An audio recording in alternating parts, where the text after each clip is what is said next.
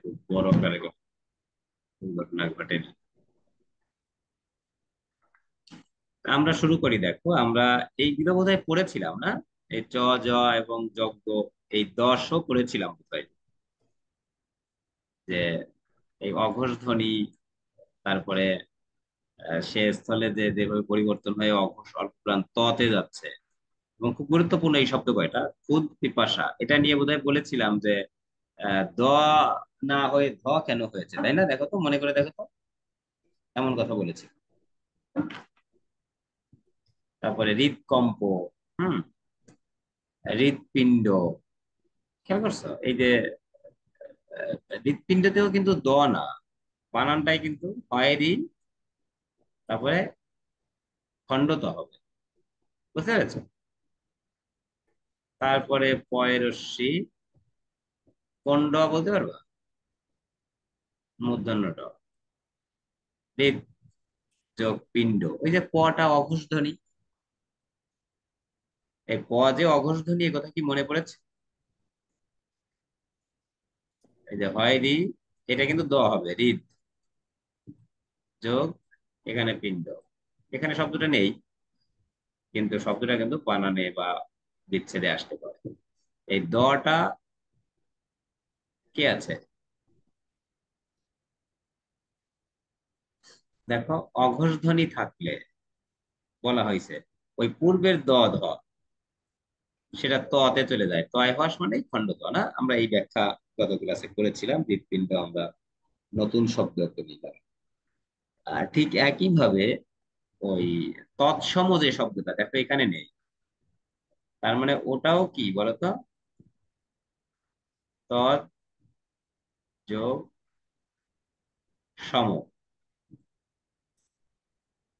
এই যে দন্ত স থাকবে এমন কথা বোধহয় আমরা পাবো। ও এই যে দেখো, একটা নিয়মই আছে, এটা খেয়াল করছো? দন্ত স থাকবে, সংকুলে দন্ত স আছে। আমাকে কি শুনতে পাচ্ছ তোমরা? জি স্যার। আচ্ছা, তাহলে বিপদ সংকুল, দটা যাচ্ছে ততে, দেখো খণ্ড ততে এসেছে। তাহলে আমরা এখানে দুটো জায়গা পাচ্ছি, একটা হচ্ছে দ দ, দ ধয়ের পরে যদি দন্ত স থাকে, আর একটা হচ্ছে দ ধয়ের পরে যদি অঘোষ ধ্বনি থাকে। তোমাদের কি এই মুহূর্তে এখন অঘোষ ধ্বনির কথা সব মনে পড়ছে? বলো তো, অঘোষ ধ্বনি কয়টা বর্গীয় বর্ণের মধ্যে? বলতে পারবা? এই বর্গীয় বর্ণের মধ্যে অঘোষ ধ্বনি কয়টা?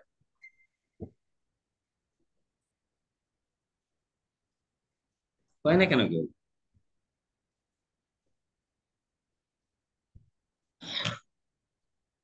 স্যার, 10টা। 10টা। অঘোষও 10টা, ঘোষও 10টা। কারণ বর্গের প্রথম দ্বিতীয় হচ্ছে অঘোষ, আর বর্গের আহ তৃতীয় এবং চতুর্থ হচ্ছে ঘোষ। বুঝতে পারছো? তৃতীয় এবং চতুর্থ হচ্ছে ঘোষ, অঘোষ এবং ঘোষ। এখন অঘোষ যদি থাকে তাহলে পূর্বের ধ্বনিটাও অঘোষে পরিণত হয়, তো দ ধ কিন্তু ঘোষ, যার কারণে দ ধ পরিণত হয়েছে ত থতে। যদিও সেটি তথায় পরিণত হবে না, তয় হসে পরিণত হবে, এমন একটা নির্দেশনা ওখানে দিয়ে দেওয়া আছে না? তোমরা এই নিয়মটাকে মনে রাখা অপেক্ষা এইসব ক্ষেত্রে শব্দের বিচ্ছেদ যদি মনে রাখো, তাহলে একটু সুবিধা হয়। আর বিচ্ছেদ মনে রাখার সাথে সাথে ওই এভাবে যে পরে দন্ত স থাকলে তুমি তৎসম বানান তো জানো, বিপদ সংকুল বানান না জানলেও, তাই না? তাহলে তৎসম বানান যেহেতু জানো, তুমি মনে রাখছো যে দন্ত স তৎসম থেকে, সেখান থেকে তোমার কাছে আবার বিপদ সংকুলটা ধরা থাকলো, পেরে যাবে। কিছু কৌশল এভাবে তোমাকে অবলম্বন করতে হবে। দেখো এই নিয়মটা বোঝো কিনা এটা দেখো। আমরা 3 নম্বরের যে ধরনটা, আমরা সেদিকে আছি। কোনটায়? 3 নম্বর নিয়মে আছি, যেটা হচ্ছে ব্যঞ্জন যোগ জ্ঞান। দেখো এটা বুঝতে পারো কিনা।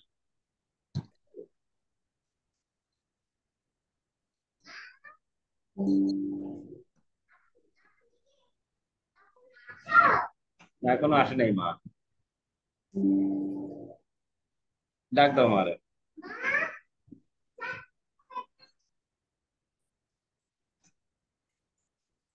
কি মনে হচ্ছে, দেখো তো বোঝা গেছে কিনা।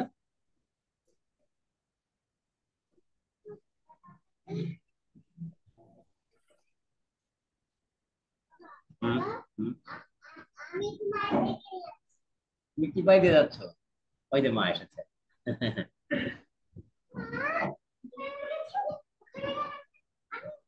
এ দেখো, ফিরেই গাও পুতলা।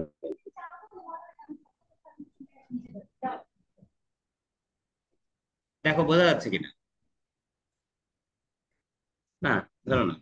দেখো এখানে যে কথাটি বলা হয়েছে যে আমরা জানবো যে ময় হর্ষ থাকতে হবে। ময় হর্ষ কেন বলছে? ময়ের সাথে যুক্ত যে একটা, তুমি যখন বলো, দেখো সাথে একটা উচ্চারিত হয়। এটা দাও। বলছে যে ওই টা থাকবে না। তার মানে যেহেতু ব্যঞ্জন ব্যঞ্জন করছি, তাহলে আমরা টাকে লোপ করে দিয়ে বাম পাশে ব্যঞ্জন করে ফেলেছি। আর এরপরে যদি বলছে দেখো, যে বর্গীয় নাসিক্য ধ্বনি থাকবে, তার মানে এখানে বলছে ময়ের পর বর্গীয় ধ্বনি থাকলে। এখন বর্গীয় ধ্বনি কোনগুলো মনে আছে? বলার চেষ্টা করো তো। ক থেকে ম পর্যন্ত। তোমরা কিন্তু কেউ করছো না, মানে এভাবে ক্লাস করা আমার পক্ষে একটু কঠিন হয়ে যায়। আমি যে তোমাকে একটা কল করি, তখন কিছু করতে হয়, ফিডব্যাক দিতে হয়, তাহলে পার্টিসিপেটরি হয়, নাহলে একা একা কথা বলাটা একদম নিষ্প্রাণ মনে হয়। আর যে কথাগুলো জিজ্ঞেস করা হচ্ছে সেটা কিন্তু তোমাদের আগে বলা হয়েছে। বর্গীয় ধ্বনি হচ্ছে ম পর্যন্ত। বলা হয়েছে যে বর্গীয় ধ্বনি থাকলে ওই হর্ষ ধ্বনিটি ওই বর্গের নাসিক্য ধ্বনি হবে। অর্থাৎ যে বর্গের ধ্বনি থাকবে, মটা সেই বর্গেরই নাসিক্য ধ্বনি হবে। তাহলে এখানে বর্গ আছে কোনটা? ক বর্গীয় ধ্বনির ক আছে। তাহলে ক বর্গীয় ধ্বনি নাসিক্য ধ্বনি কোনটা? উমো। ও। ও। এই কারণে দেখো মটা তে পরিণত হয়েছে। ঠিক এবার এটার দিকে তাকাও তো, কি হয়েছে সঞ্চয়তে? চর ত নাসিক্য বর্ণ বর্গীয় ই। আর হচ্ছে ম। হ্যাঁ, জয়ের নাসিক্য ধ্বনি ইও, তাই না? হুম, এই কারণে এখানে ইও হয়েছে। ঠিক এখানেও তয়ের নাসিক্য ধ্বনি কে? দন্তন্য দন্তন্য। দেখো ত থ দ ধ দন্তন্য, তাই এটা হয়েছে। ঠিক এই ময়ের নাসিক্য ধ্বনি খেয়াল করো, এই ভয়ের নাসিক্য ধ্বনি কি হবে? কি? ম। কোনটা ভূ। হলো? যা, বাবা ওইদিকে যে বসো, মা ঠিক করে আসো। যাও তুমি একটু ওইদিকে যে বসো। ঠিক আছে।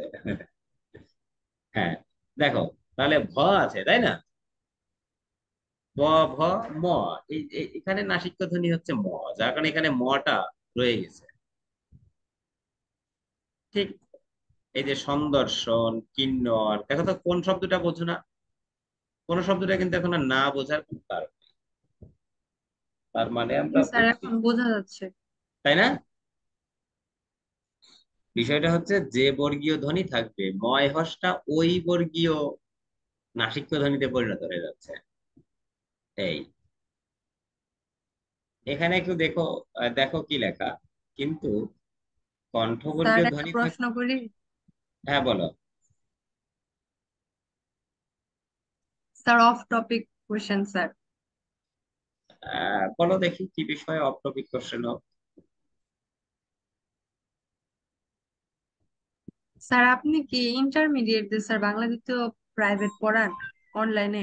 হ্যাঁ হ্যাঁ, কেন পড়াবো না এটা? অবশ্যই পড়াবো। সেটা তো অনলাইনে নাই আর কি। স্যার, আমি অনলাইনেও পড়ান? না, অনলাইনে পড়ানো হয় না। তবে সেক্ষেত্রে করোনার সময় সেটা অনলাইনেই চলেছে।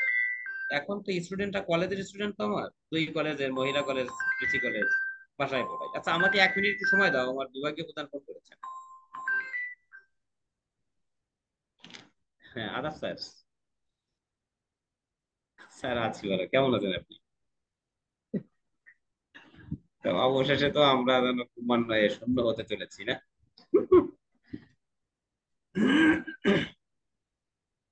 স্যার তো আজকেই রিলিজ তৈরি করে ফেলেছেন তো। হ্যাঁ, রিলিজ নিয়েছেন অনলাইনে এবং ওখান থেকে আহ, ওই রিলিজ তো আসলে অনলাইনে। এখন অনলাইনে নিয়ে উনি কালকে বিএড কলেজে যাবেন, জয়েন করবেন। হ্যাঁ, যার কারণে কলেজের ব্যাপারটা নেই, তবে প্রিন্সিপাল স্যারকে কি স্যার জানাননি? ব্যাপারটা জানালে ভালো হতো। তার আগেই স্যার রিলিজ করেছেন, পরে আমি বললাম যে স্যার আপনি তাহলে স্যারকে একটু বলে যে স্যার আমি অনলাইনে রিলিজটা করবো কিনা, এই ব্যাপারটা তো তাকে জানিয়ে করাটা দরকার না? স্যার সেটা আর কি। পরে আমি বললাম যে স্যার একটু স্যারকে যখন বলেন, তখন বলা হয়েছে এই কথাটা, করা হয়েছে এই কথাটা বলা ঠিক হবে না। তা বলেন তারপরে কেমন কি আছে। তারপরে স্যার কিভাবে কি বলছেন তা জানি না। এটা হলো আমি যখন 6টার সময় যখন আসি, আমি তো 3টায় ফিরছি যশোর থেকে, পৌনে 3টায়।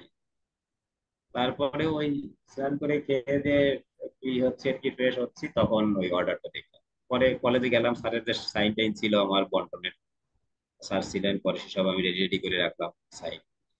তখন ওর কোথায় পারে।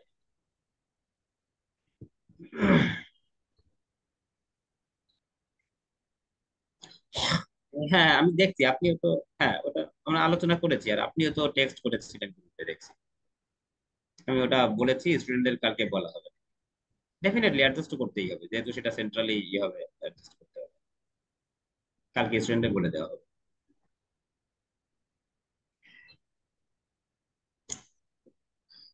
ঠিক আছে স্যার, আমিও একটা অনলাইন ক্লাসে আছি আর কি, স্টুডেন্টরা আছে।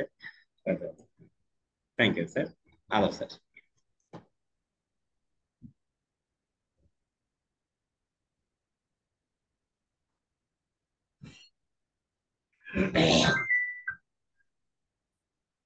হ্যাঁ, নিশিতা, ভালো আসলাম, বলো।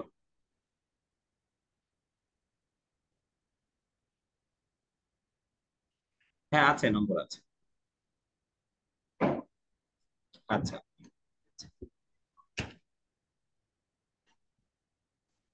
আচ্ছা, বলো তারপরে। তোমার কথা শেষ করো, কে যেন কথা বলছো?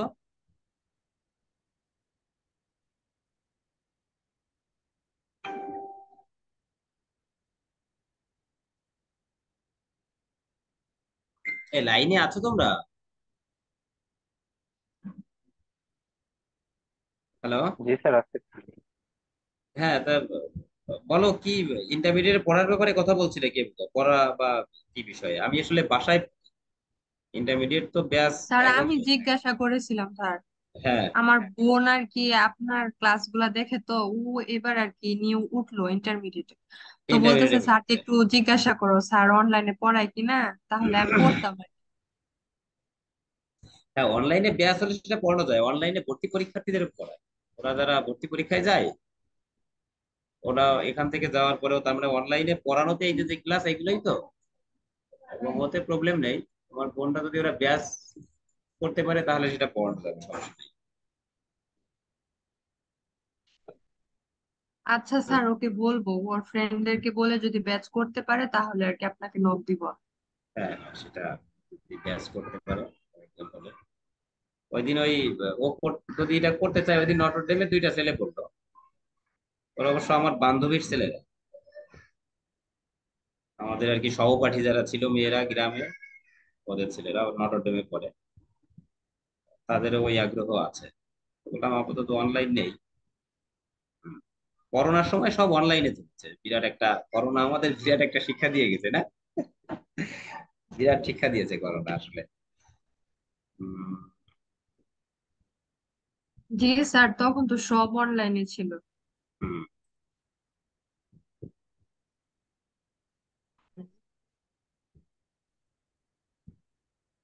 আচ্ছা, তাহলে আমরা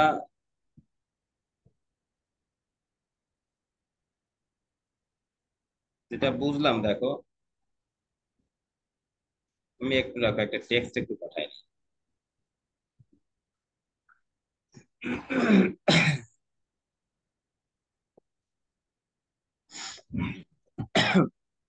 এখানে দেখো এটাই কি কথা হচ্ছে, বলছে যে এতক্ষণ তো এটা জানলাম ময় হটের পরে যে বর্গীয় ধ্বনি থাকে মটা ওই বর্গীয় নাসিক্য ধ্বনিতে পরিণত হয়, কিন্তু একটু ব্যতিক্রমও হতে পারে। এটি হচ্ছে,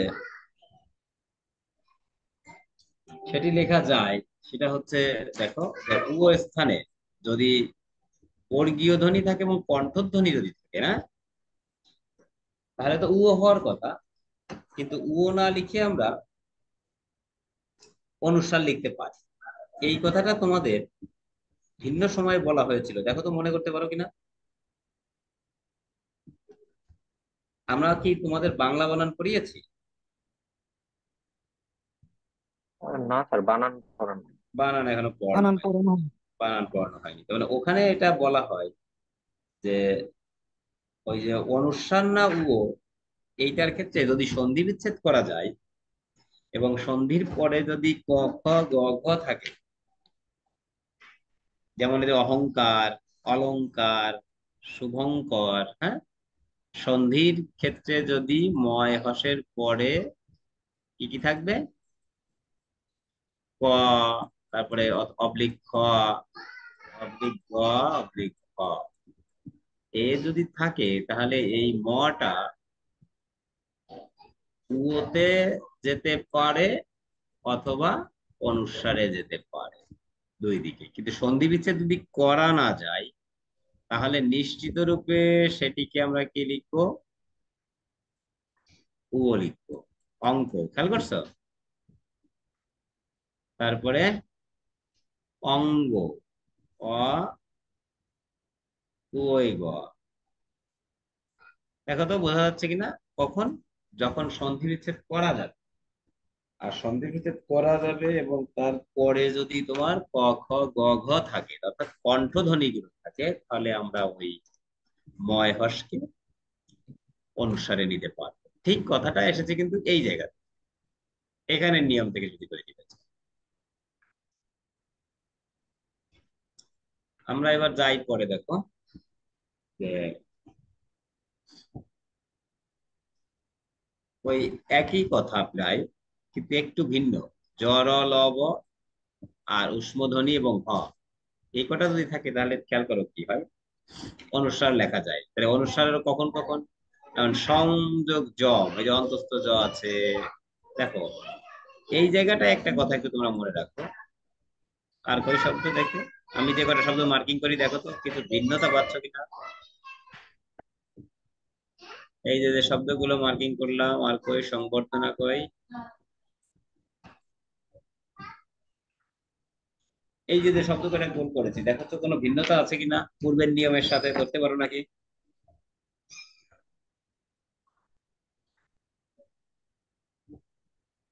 কিছু ধরতে পারো দেখো তো। স্যার এখানে সবগুলাতেই মানে একই ই বসছে, কিন্তু আগের গুলাতে ভিন্ন ভিন্ন ছিল। দেখো আমি তোমাকে আগের যে নিয়ম তোমাদের বলা হয়েছে সেটি হচ্ছে পরে যে বর্গীয় ধ্বনি থাকে ওই বর্গীয় নাসিক্য ধ্বনি হয় না। জি তাহলে স্যার। জি এবার স্যার। তো ক আছে, ক কোন ক বর্গীয় নাসিক্য ধ্বনি কে, ম, জি স্যার। বর্গীয় নাসিক্য ধ্বনি ম না। হ্যাঁ হ্যালো, না রং নাম্বার বলবে কেন, আমি তো কপি করেই তোমাকে পাঠিয়েছি।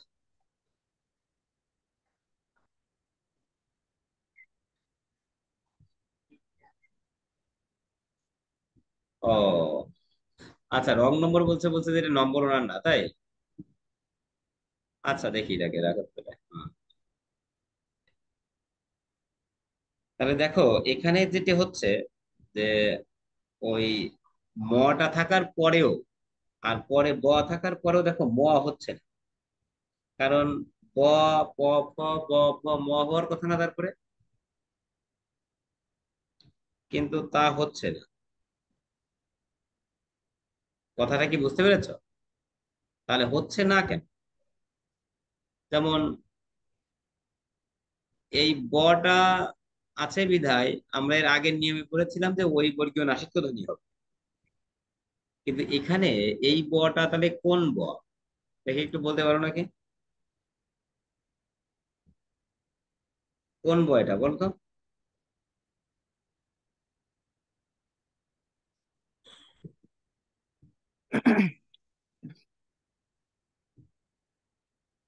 বলতে পারবা? নাম মনে নেই। আরে এটা তো সেই যে অন্তস্থ বয়ের কথা কইছিলাম, মনে অন্তত আছে? Teacher teacher. আমি যে বলছিলাম যে কেন ব কে বাদ দিয়েছো। ব কে যদি বাদ দিতে চাও তাহলে এই ব কয়টা, এই যে শব্দ কয়টা, যদি ব বাদ হয় তাহলে সংবাদ লিখতে হবে সময় বয়াকার। এটা কি সম্বরণ লিখতে হবে নাকি? তাহলে আমরা বুঝবো এগুলো বর্গীয় ব। কিন্তু এটা বর্গীয় ব নয়, এটা আসলে কি অন্তস্থ ব। অন্তত নয়। অন্তস্থ ব বিধায় এখানে আমরা ওইটা না এনে, মটা না এনে আমরা কি এনেছি, অনুস্বার এনেছি। কথা কি বোঝা গেছে? জি স্যার।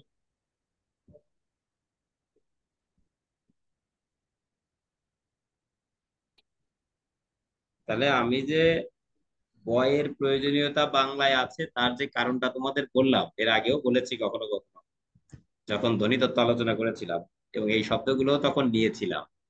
এর ভিতরে সবচেয়ে গুরুত্বপূর্ণ বানান শব্দ হচ্ছে নিচের দুইটা, এই দুইটা, স্বয়ংবরা এবং সংবর্ধনা। দেখো তো বুঝতে পারছো কিনা? এবং পরীক্ষায় কিন্তু এরা দুইজন যে কোনো সময় আসতে পারে। বোধহয় বোঝা গেছে? যদি বোঝা যায় তাহলে আমরা পরে এগিয়ে যাই।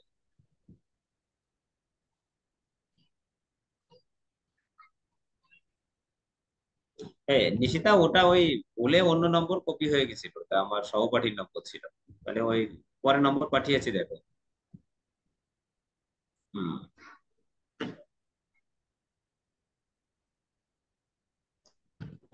দেখো তাহলে এই যে এখান থেকে কিন্তু পরীক্ষায় আসে প্রশ্ন, বেশ গুরুত্বপূর্ণ। হচ্ছে মূর্ধন্য স দিয়ে একটা নিয়ম আছে। মূর্ধন্য স আর তয় থ,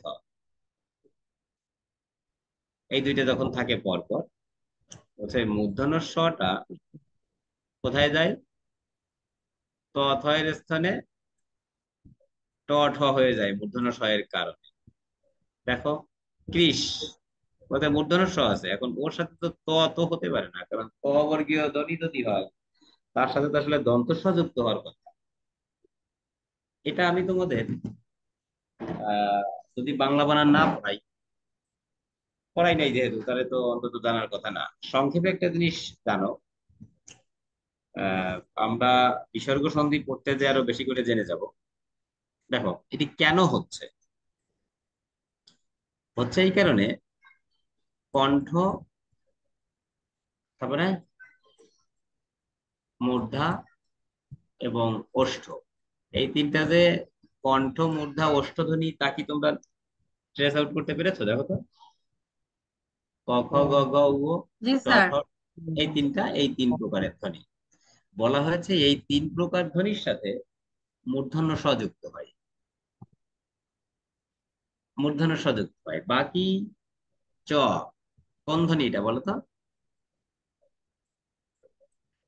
তালব্য, তাই এর সাথে তালব্য স। বাকি আছে ত। এই যে বর্গীয় পাঁচটা ধ্বনি ক চ ট ত প, আমরা এর ভিতরে চ এবং ত কে আলাদা করে ফেলেছি, চ এবং ত কে আলাদা করে ফেলেছি। চ এর জন্য তালব্য স যুক্ত হয়, আর ত এর জন্য দন্ত স যুক্ত হয়। বাকি যে তিনটা আছে ক ট প, তোমরা কি কাটাপ্পার নাম শুনেছো? জি স্যার। কোথায় শুনছো কত? স্যার বাহুবলী মুভির। বাহুবলী সিনেমায় না? ভালো। তা ক ট প তে কি হবে তাহলে? কাটাপ্পা, এটা আর কি। এভাবে মনে যদি রাখো ভালো, এদের সাথে মূর্ধন্য ষ যুক্ত হয়। হ্যাঁ, এখন দেখো, মূর্ধন্য ষ হয় বিধায়, আর এইদিকে মূলত মূর্ধন্য ষ আছে বিধায়, ওই যে দন্তবর্গীয় ধ্বনিটা, দেখছো কি হয়েছে? মূর্ধন্য ধ্বনিতে পরিণত হয়েছে। ত যাচ্ছে ট তে, আর থ যাচ্ছে ঠ তে। দেখো তো ব্যাপারটা বোঝা গেল কিনা? কৃষ যোগ তি সমান কৃষ্টি। বৃষ যোগ টি নয়, বৃষ যোগ তি। শস যোগ থ, এটা অনেকবার পরীক্ষায় এসেছে। শস যোগ থ, ষষ্ঠ। এবার দেখো, থ আছে বিদায় ঠ হয়েছে। ঠিক আছে, তাহলে কি থাকলে কি হচ্ছে, কেন হচ্ছে, এবং একটার সাথে একটা আমি যে একটু আগে যে তোমাদের যে পাঁচটা বর্গীয় প্রথম ধ্বনি বলে দিলাম, ওদের পরে যে এইভাবে আগে যে এইভাবে আসে, সেটা কিন্তু বিসর্গ সন্ধির মাধ্যমে আসে। আমরা বিসর্গ সন্ধি করতে যে আবার ওই কথাগুলো দেখবো, যে দেখো কিভাবে এসেছে। ঠিক আছে, বিশেষ নিয়মে সাধিত কতগুলো ব্যঞ্জন সন্ধি আছে। বিশেষ নিয়ম মানে এটাও একটা নিয়ম আসলে। তুমি এখানে দেখবা যে এর কিছু এই শব্দগুলোকে বোঝার জন্য একবার একটা বাক্য আকারে লেখা। এবং ব্যয়ের শব্দ অর্থ হচ্ছে বিশেষ নিয়মে ব্যঞ্জন। দিব্য, দেখো সংস্কৃত ভাষাকে পরিষ্কার করে, পরিষ্কার ও সংস্কার করে উত্থাপন করতে পারলেই পরিষ্কৃত সংস্কৃতির উত্থান। দেখো ওই উপরে যে শব্দগুলো আছে না, এই শব্দগুলো এরা প্রায় সবাই এই বাক্যটার ভিতরে আছে। প্রায় সবাই না, সবাই আছে। সংস্কৃত ভাষাকে পরিষ্কার ও সংস্কার করে উত্থাপন করতে পারলেই, খেয়াল করছো? সাতটা না, ওখানেও সাতটা আছে, হ্যাঁ। পরিষ্কৃত সংস্কৃতির উত্থান ঘটবে। অযথাই খেয়াল করো, একটা দন্তস্ব চলে এসেছে নিচের পাঁচটায়, আর উপরের দুটো থেকে দন্তস্ব লোপ হয়েছে। উদ্যোগ স্থাপন, উত্থাপন, খেয়াল করছো? আর উদ্যোগ স্থানে উত্থান, দন্তস্ব গেছে। আর নিচের কয়টায় কি বোঝা গেছে? দেখো তো, বোঝা না গেলে ওটাকে এভাবে মনে রাখতে হবে। এইখানে সবচেয়ে গুরুত্বপূর্ণ শব্দ হচ্ছে এই পরিষ্কার। এটা এইখান থেকে বের হয়ে যাওয়ার পরে তোমার কাছে মনে হতে পারে পরিষ্কার এবং পরিষ্কৃত, যে এগুলো মনে হয় বিসর্গ সন্ধির মাধ্যমে তৈরি হয়েছে। তা কিন্তু না। তোমার জি কাছে, স্যার, এরকম লাগে। হ্যাঁ, আমি যা যা লাগে তাই তাই জানি, তো তাই তাই বলছি আর কি। এরা কিন্তু পরিযোগ কার, ঠিক আছে, কিন্তু বিসর্গ কিন্তু না। অর্থাৎ তুমি এই বিসর্গ দিয়া ভাবতে পারো যে ও, এখানে তো একটা বিসর্গ হবে, কারণ ওই বিসর্গটাই তো সতে পরিণত হয়েছে। একটু পরে যখন স্যার শিখাবে যে বিসর্গ সতে রূপান্তরিত হয়, তখন ওই আসার জন্য মনে হবে আরে এর আগে মনে হয় একটা বিসর্গ আছে রে, নাহলে এই আসলো কোত্থেকে। আমার এই কথাটা কি মনে থাকবে এবার? এই কথাটা মনে না রাখলে কিন্তু তুমি একটা নম্বর কম পাবে পরীক্ষায়। এই জন্য বলছি, কারণ এই পরিষ্কার এবং পরিষ্কৃত, পরিষ্কৃত অত বেশি আসেনি, কিন্তু পরিষ্কার কিন্তু অনেক বেশি এসেছে পরীক্ষায়। এবং এভাবেও আসে যে এই পরিষ্কারটা কোন সন্ধির উদাহরণ। তোমাকে তখন বলতে হবে এটা বিশেষ নিয়মে ব্যঞ্জন। এটা কিন্তু কোনোভাবেই বিসর্গ সন্ধির উদাহরণ নয়। ঠিক আছে,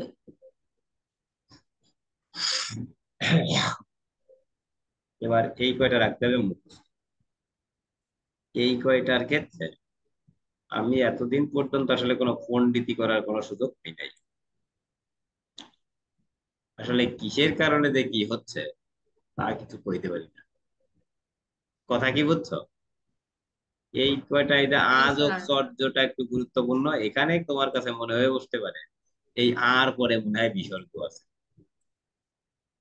কিন্তু ওই যে আসছে, তালব্য স এসেছে, মনে হয় কেমন যেন ও, এই তো বিসর্গ উঠে যাইয়া চর্যতে ওই বিসর্গটা চয়ের কারণে কোন ধ্বনি হয়েছে, তালব্য ধ্বনি, তালব্য স হয়েছে, এরকম মনে করার কিন্তু কোনো কারণ নাই। আমি বলছি যা যা মনে হতে পারে, সবকিছু পরিচ্ছন্ন করে বোঝার পরেও। কারণ জি আমার তো স্যার। ধরো খেয়াল আছে শেষ থেকে একদম প্রথম সময় পর্যন্ত, তাই না? যার কারণে আমি কোন কোন জায়গায় এর কানেকশনটা তৈরি হতে পারে এটা কিন্তু আমি বুঝি, এবং এই জন্য বলতে পারছি। যে ওইখানের সাথে ওইটা প্রায় একই রকম বিদায় মনে হতে পারে এটাই এই, তা কিন্তু নয়। ঠিক আছে, তাহলে আমরা গুরুত্বপূর্ণ এই যে শব্দ কয়টা দিয়েছি খুবই গুরুত্বপূর্ণ। ব্যঞ্জন সন্ধি এটা কিন্তু নিপাতনে সিদ্ধ ব্যঞ্জন। বিশেষ নিয়ম কিন্তু একটা বিনিয়োগ।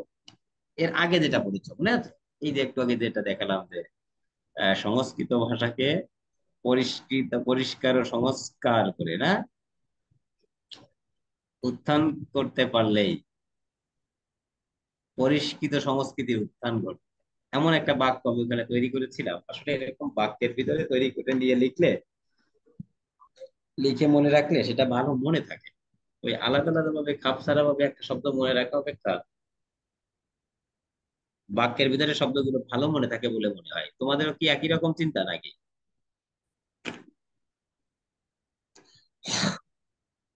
যদি চিন্তা একই রকম হয়, তাহলে তুমি চেষ্টা করবে যে যখন যেটা মনে রাখার দরকার অনেক বেশি, তখন সেটাকে তুমি এরকম করে কোনো বাক্যে পরিণত করে মনে রাখলে বেশ সুবিধা।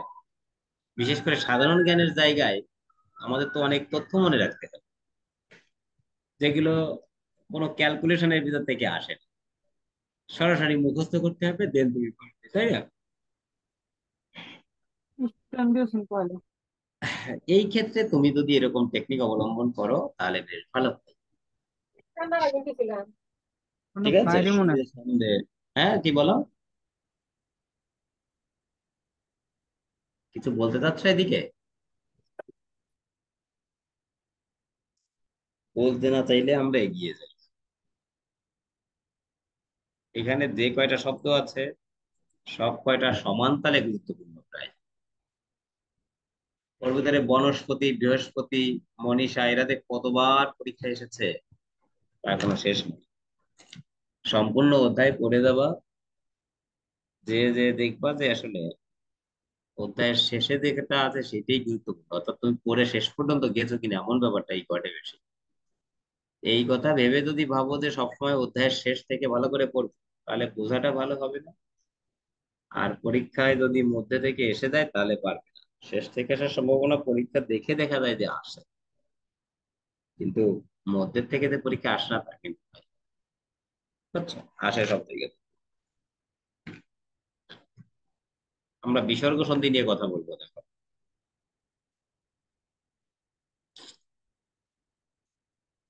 কমন কথা প্রথমত জানো যে বিসর্গ আসলে দুটো ধ্বনি থেকে উৎপন্ন হয়, একটা র থেকে, একটা স থেকে। খেয়াল করো, অন্তরকে আমরা লিখছি অন্ত, প্রাতরকে লিখছি প্রাত, পুনরকে পুন। এদের সাথে তুমি যদি ধান যুক্ত করো, অন্ত যোগ ধান, তাহলে কি হবে বলো তো? কও না কেন? অন্ত যোগ ধান যুক্ত করলে কি হয়? অন্তর্ধান। দেখো, অন্তর্ধান একটা রেফ এসেছে, কেমন করছো? রেফ এসেছে মানে হচ্ছে র এসেছে। ঠিক প্রাতর উত্থান, পুনর পুনরাবির্ভাব শুনেছ, পুনরায় শুনেছ, পুনরুক্ত শুনেছ? দেখো সব র এসেছে। অর্থাৎ এই বিসর্গটা আসলে উৎপন্ন হয়েছে র থেকে। আর যে নিচের যে শব্দগুলো দেখো, এই শব্দগুলোতে বিসর্গ উৎপন্ন হয়েছে স থেকে। যার কারণে বিসর্গকে একবার বলা হচ্ছে র জাত বিসর্গ, আর একবার বলা হচ্ছে সজাত বিসর্গ। তাহলে তোমাকে যদি প্রশ্ন করা হয় বিসর্গ কয় প্রকারের হতে পারে, তুমি বলবা কি? আহ, তুমি বলবা যে বিসর্গ দুই প্রকারের, একটা র জাত একটা সজাত, সংক্ষেপে এটা। হুম? আর বিসর্গের এই যে যে আলোচনা, যে অঘোষ উষ্মধ্বনি হ রূপে উচ্চারিত হয় বিসর্গ, এটা একটা তোমার মাথায় রাখবে। যেমন দেখো, আমরা বলছি ওই যে প্রাত, প্রাত, এই যে যে একটা ঠেলা, খেয়াল করছো? সাথে সাথে ধ্বনিটা হয়ের অর্ধেক হচ্ছে। আমরা ধ্বনিতত্ত্ব পড়ার সময় বলেছিলাম যে অঘোষ অ বিসর্গ সমান সমান। এখানেও তাই বলছি, অঘোষ উষ্মধ্বনি লেখা। উষ্মধ্বনি এই অর্থে, উষ্মধ্বনির অন্য একটা নাম আছে শীষ ধ্বনি। তোমাদের প্রশ্ন আসতে পারে যে স্যার অ উচ্চারণে কিভাবে শীষ আসে, তাই না? কিন্তু যখন তুমি হ এরকম করো তো, তখন মনে হয় যে শীষের সাউন্ডটা না হলেও ওই যে যে একটা মানে নিঃশ্বাসের যে একটা চাপ আছে, ধাক্কা আছে, শ্বাসের যে একটা ধাক্কা আছে, সেটিই বলা হচ্ছে যে ওটা অঘোষ এবং উষ্ম হওয়া, কিছুটা ওই শীষের মতন কাজ করে। এমন করে এখন আধুনিক নিয়মে অনেকেই হ কে আর উষ্মবাসী ধ্বনির কাতারে ধরছে না, যে হ উচ্চারণে ওইরকম কোনো যে ধ্বনি বা সাউন্ড যেটা, সেটি আসছে না আসলে।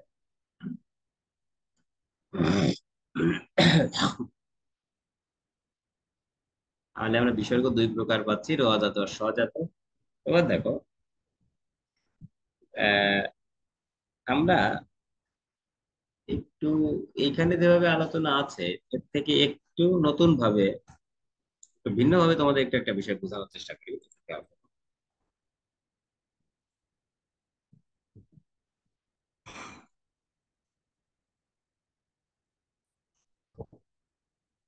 হুম, তো লেখার জায়গায় তো কম আছে দেখছি, কারণটা কি? আচ্ছা, আমরা এখানে লিখলে তাহলে বুঝতে পারবো। দেখো, যদি বলি উম, তুমি র জাত আর স্বজাত দুইটা উৎপন্ন হয় বিসর্গ, সেটা তো দেখবে। এবার এখানে একটা জিনিস দেখো, যেহেতু লেখা আছে এখান থেকেই বলছি। দেখো এখানে বিসর্গটা কি র বা স তে গেছে, খেয়াল করো তো। এখানে কিসে গেছে?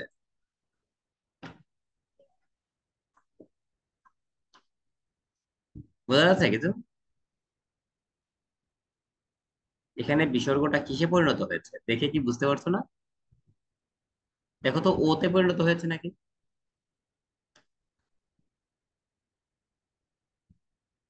তোমরা কি আমার সাথে আছো?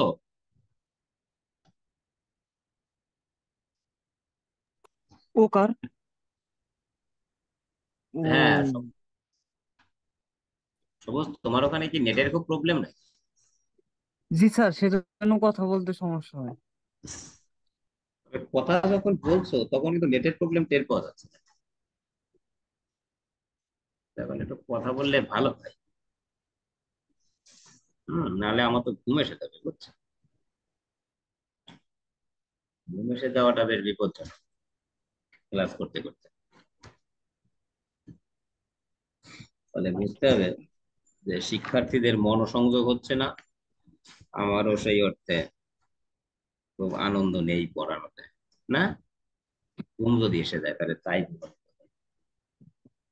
তাহলে আমরা একটু দেখি যে আগে বিসর্গ দুই জায়গায় পরিণত হয়েছে, একটা রতে একটা সতে। এইবার বিসর্গ ওতে পরিণত হয়েছে। অর্থাৎ আমরা বিসর্গের আপাতত তিন ধরনের পরিবর্তন পেলাম নাকি, যে একবার স হয়, একবার র হয়, একবার ও হচ্ছে। আচ্ছা, ওখানে কিন্তু আমরা আরেকটা কথা বলেছিলাম, আরেকটা কথা কি, যে বিসর্গ দুই প্রকার, র জাত আর স্বজাত। তো এখন এই যে যে তত হয়েছে, এটা আসলে কি জাত? কারণ এখানে র বা স তো কিছুই আসে নাই। এই প্রশ্নটা কি তোমাদের মনে জাগলো কিনা? দেখো তো, যে স্যার এতক্ষণ যে কইলেন বিসর্গ দুই প্রকার, র জাত স্বজাত, এটা কোত্থেকে হয়েছে? তাহলে কি ও জাত বিসর্গ আছে না? না না, আগে। তাহলে এইবার আমরা অন্য ওষুধ ব্যবহার করি। সেটি হচ্ছে, এবার মনে রাখতে হবে যে যদি বিসর্গ থেকে রেফ না আসে বা র না আসে, বাদ বাকি যা আসুক ওই বিসর্গটা আসলে কি থাকবে? সজাত বিসর্গ থাকবে, বুঝছো? তাহলে র জাত কখন বলবো, কও তো? যখন র বা রেফ আসবে না, বাদ বাকি অন্য সময় আমরা কি কইব? সহজাত বিসর্গ বলে। তোমরা বোধহয় আনন্দ পাচ্ছ না, তোমরা আছো কয়জন তাই? স্যার অনেক কম তো স্টুডেন্ট। না, সে স্টুডেন্ট কম থাকলে তো ধরো 40 জনের তো সবাই কথা বলবে না, তার ভিতরে একজন দুইজন কথা বলতো, তো তোমরা 5 জন আছো, 5 জনের তো একজন দুইজন কথা বলা যায়, ভাগ করে করেও তো কথা বলা যায় বা। ঠিক আছে, আমি আর তোমারে যারা চুপ তারা চুপই থাকে, আর যে কথা বলে সে কথাই বলে, এরকম। এটা হলো কথা, কথা বলার দায়িত্ব কেবল ছাড় দেন না। হুম, ঠিক আছে, তাহলে দেখো প্রশ্ন ওঠার কারণে একটু কষ্ট হয়ে যায়, আমাকে এইভাবে না রাখলে আবার পারা যাচ্ছে না, মনিটর দেখতে কষ্ট। তাহলে আমরা একটা জিনিস বুঝলাম যে আপাতত বিসর্গ 3 জায়গায় পরিবর্তিত হয়েছে, কিন্তু বিসর্গ আসলে দুটো ধ্বনি থেকে আসে, একটা স থেকে একটা র থেকে। যখন বিসর্গের পরে রেফ ফলা বা র আসবে তখনই আমরা মনে করবো এই বিসর্গটা র জাত, বাদ বাকি সব সময় মনে করে নেব যে এটা সজাত। এই কথাগুলো কিন্তু আমরা এখানে বুঝে ফেললাম। ঠিক আছে, এইবার দেখো একটা বিসর্গের সাথে স্বরসন্ধি যুক্ত হচ্ছে, মানে স্বরধ্বনি যুক্ত হচ্ছে আর কি। অর্থাৎ ত আছে, ত এর সাথে একটা স্বর আছে, অ, এরপরে বিসর্গ আছে, তারপরে অ, অর্থাৎ এই স্কেচটাকে আমরা ওখান থেকে বের করে নিয়েছি। অ যোগ বিসর্গ যোগ অ, এরকম অবিসর্গ অ যদি হয় তাহলে ওই বিসর্গটা ওতে পরিণত হয়ে যায়। অবিসর্গ অ যদি হয়, আমরা বিসর্গের ওতে পরিবর্তন পেলাম। আগে বিসর্গের আরো 2 প্রকারের পরিবর্তন আছে, একটু আমরা সেটা দেখে নিই, তারপরে আমরা কেন পরিবর্তিত হয় সেটার দিকে যাব। দেখো, এবার যদি আমরা বলি আহ ধরো আমরা বিসর্গের ভিন্ন একটা পরিবর্তন নিয়ে আসি, নি যোগ রব। আচ্ছা, এটা যুক্ত করলে কি হতে পারে কও তো? শব্দটা কি হতে পারে? নীরব। আচ্ছা, এইবার নীরব বানানটা কি?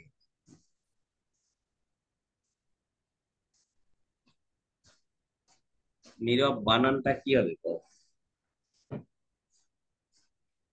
দেখো বিসর্গ আছে বা, তো বিসর্গ একটা ঘটনা ঘটাবে, সে এসে যে আর ঘটনা দীর্ঘিকার হবে। সে এসে যে ঘটনা ঘটালো সে আসলে নয় দীর্ঘিকার করবে। বলছে কেন? কারণ এই বিসর্গ উঠে যাওয়ার পরে তো স আসতো, সেটা এখানে আসার সুযোগ নাই, কারণ নিঃস্রব কোনো শব্দ হয় না। ওই যে বিসর্গ উঠে যে র আসতে চায় সেটাও এখানে আসার সুযোগ নাই, কারণ নির্রব কোনো শব্দ হয় না। বিসর্গ থেকে আমরা ওকার শিখেছি উঠে যে, তা নতে তো কার একটা ধ্বনি আছে, রস্বীকার। আরে রস্বীকারের পরে আবার ওকার দিলে এটা পড়ে খাওয়া তো আমাদের পক্ষে একটু কঠিন। তাহলে কি লিখলেন কি? রস্বীকারের সাথে আবার ওকার মানে, তার মানে ও কারো হচ্ছে না, তাহলে বিসর্গ হবেটা কি? হচ্ছে যে ও যেহেতু কোন ধরনের পরিবর্তন দিতে পারে নাই, তাহলে ও পূর্বের স্বরটাকে দীর্ঘ করে দিয়ে যাক, রস্য স্বরটাকে, যার কারণে রস্যইটা কি হয়েছে? দীর্ঘই হয়েছে। তাহলে তুমি এবার বিসর্গের আরেকটা পরিবর্তন পেলে, যে বিসর্গ স্বরকে দীর্ঘ করে দিতে পারে, তাই না? স্বরের পরিবর্তন জি ঘটিয়ে স্যার। যায় এবং সেটি দীর্ঘ হয়। খেয়াল করো, ঠিক এই নিয়মটা কিন্তু ওই ওকারের ওখানেও আছে অনেকটা, কিন্তু ওকারের ওখানে এইখানে তো আর কোনো কার চিহ্ন নাই তো এর সাথে, যার কারণে আমরা ওখানে ও হয়ে যায় বলতে পেরেছি। আর এখানে আসলে আমাদের বলতে হচ্ছে স্বরকে বৃদ্ধি করে দেয়। কখন? যদি যোগের পরে র থাকে। আচ্ছা বলো তো, নিরস কি হবে? নিরস বানান কি হবে এবং বিচ্ছেদ কি হবে কও?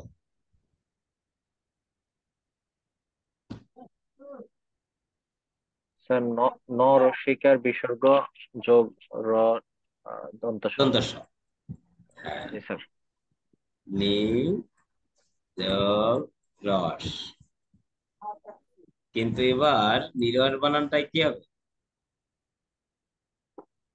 দীর্ঘিকার আর কি। নয় দীর্ঘিকার দীর্ঘিকার। হবে। এরকম আর কোনো শব্দ বলতে পারবা? দেখো তো।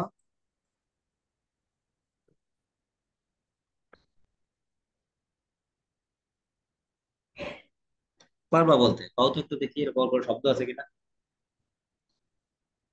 আচ্ছা, নিরোগ কি হবে? নিরোগ,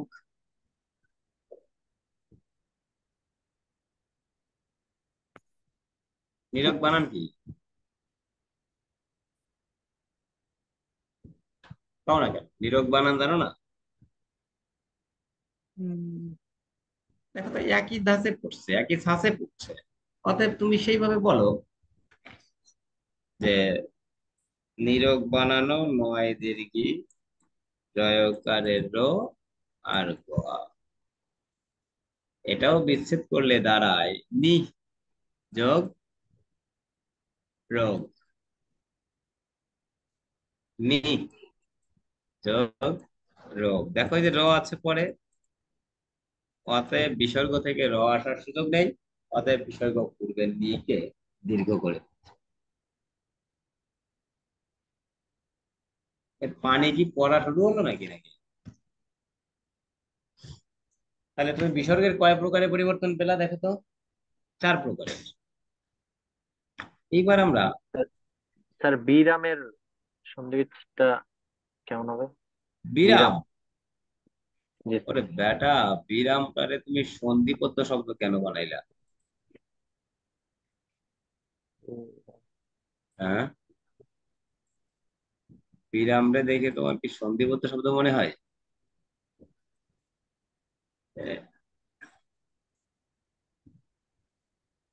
ও আচ্ছা, বুঝতে পারছি এবার তাহলে। দেখো বিরাম। বিরাম, না আমি ওই জায়গায় দাগ মুছার এটা পাচ্ছিলাম না, পরে দেখলাম না মনিটরে কোনো দাগ নাই, ওদের দাগ মুছার সুযোগ নাই। এটা হলো বি যুক্ত রাম। ও আচ্ছা। বীজগ্রাম, তার বীজগ্রাম। উপসর্গ, উপসর্গ যুক্ত হয়েছে বিরাম। ও আচ্ছা, বিরাম। এটা সন্ধি বিচ্ছেদ নয়, না সন্ধি আসলে মাঝখানে কার ধ্বনি টনি এগুলো থাকলে থেকে ভাঙা যায়। আমরা এবার একটু ভিন্ন কথা বলবো। দেখো, 4 প্রকারে আমরা পরিবর্তন আমরা দেখেছি।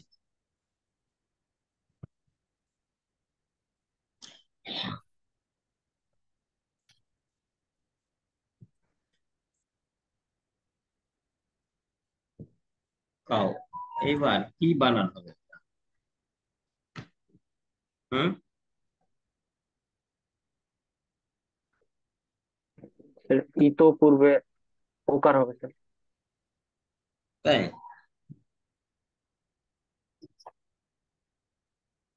তুমি শিওর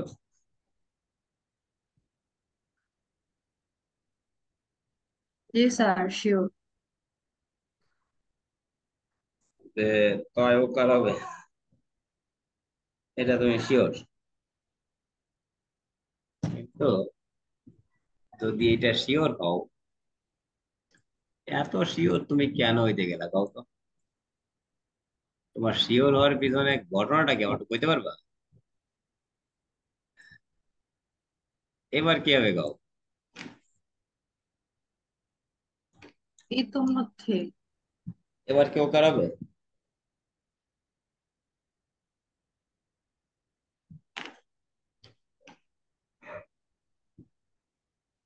আসল কথা হচ্ছে যে তুমি এখানে কিছু আনতে পারো নাই। অর্থাৎ ইতর পূর্বে হয়নি, ইতর পূর্বে হয়নি, ইতি পূর্বে হয় না। তাহলে এবার কি হবে স্যার? ইতো পূর্বে হবে, ও কার হতে পারে, কিন্তু এটা আসলে ও হবে না। ও আসলে উপরেরটা হবে, অবিসর্গ। এটা হবে ও। তাহলে নিচেরটাই কি হবে এবার? কি কেউ অনুমান করতে পারো? এই ও, রস হওয়া বা রস্বীকার বা দীর্ঘিকার হওয়া পূর্বে, এগুলো বাদ। বলছে এইবার বিসর্গের যে পরিবর্তনটা হবে সেটা হচ্ছে বিসর্গ এখানে অবিকৃত অবস্থায় রয়ে যাবে, স্বাভাবিকভাবে অবস্থিত থাকবে। এটা একটা পরিবর্তন, তুমি সেটি জানো যে ইতপূর্বেতে রশ্মি ত, তারপরে পয় দীর্ঘ, এরপরে পয়, এর বানানটা এই সব। কেন এরকম হবে আমরা সেটা একটু পরে জানবো। আপাতত তুমি একটা অ্যান্সার দেওয়ার চেষ্টা করো, বিসর্গের কয় প্রকারের পরিবর্তন তুমি দেখলে। বলতে তার পরিবর্তন তো 4 প্রকার, আর একবার তো বিসর্গ নিজে রয়ে যায়, তাই না? পরিবর্তন 4 প্রকার, কিন্তু আরেকবার বিসর্গ নিজে রয়ে যায় এই 5 প্রকার। এই 5 প্রকার যে হয় সেটা সবাই বুঝতে পারছে। এখন আমরা জানবো কেন এই 5 ধরনের প্রকার তৈরি হয়, 5 ধরনের বিসর্গের এই যে যে রূপান্তর, এটা কেন তৈরি হচ্ছে। সেখান থেকে নিয়মটা হয়েছে দেখো, প্রথমটা বিসর্গ যোগ স্বরসন্ধি, অবিসর্গ অ উভয় মিলে ওকার হয়, বিসর্গ যোগ স্বর।